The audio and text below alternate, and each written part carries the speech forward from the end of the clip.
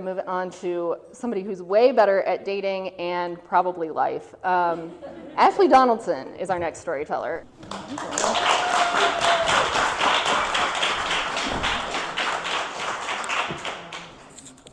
So, I'm gonna just let you guys know, my early 20s were definitely some scary times.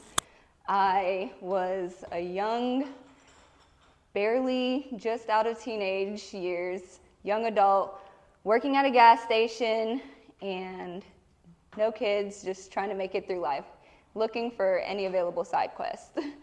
I was just starting out of a normal day at the gas station, and that's when this guy walks in. We'll just call him Justin for those purposes. And, you know, tall, husky, like he was fine. I definitely, put on the charm. We got to talking. Conversation got to going, and that was the start.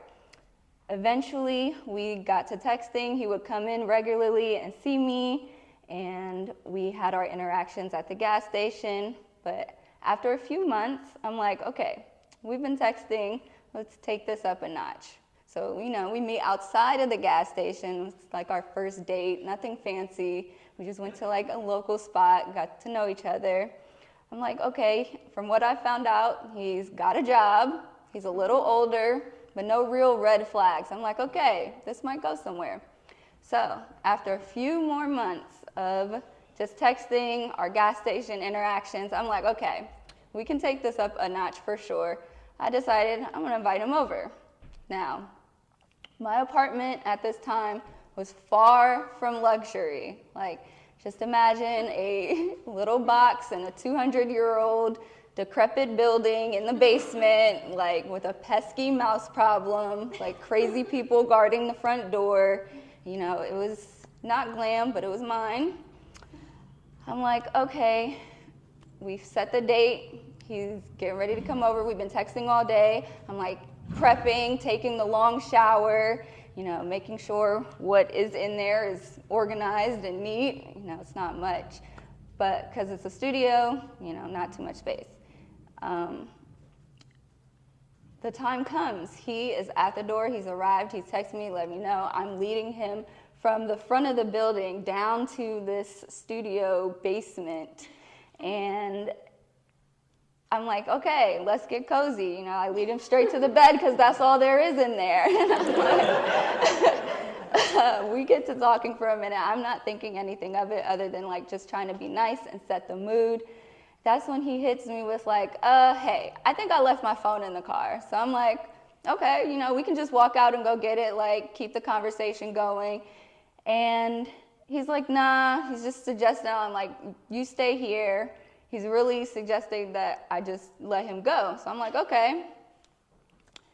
After a few minutes, I'm like not thinking of anything still, just waiting for him to text me, letting know that he's out the door.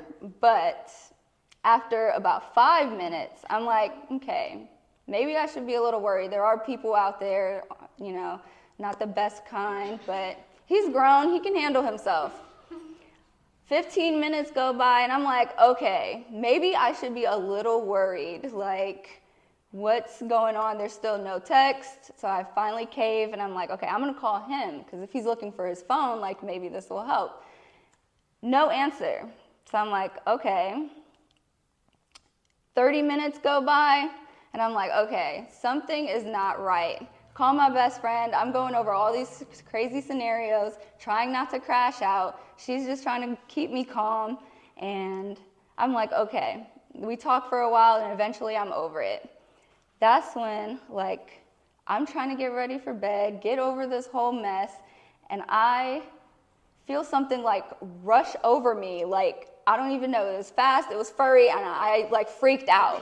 I panicked, I got up out of the bed, I like started packing my things. Like I had already at this point dealt with a lot of things in this building. I mean, the screaming, the thin walls, the water dripping from the rain, the pesky mice, but my space, like my bed, that was too close, too personal. I was out of there.